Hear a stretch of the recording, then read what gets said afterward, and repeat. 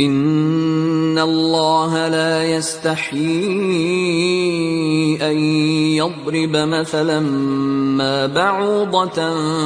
فما فوقها فأما الذين آمنوا فيعلمون أنه الحق من ربهم وأما الذين كفروا فيقولون ماذا أراد الله بهذا مثلا يضل به كثيرا ويهدي به كثيرا وما يضل به إلا الفاسقين.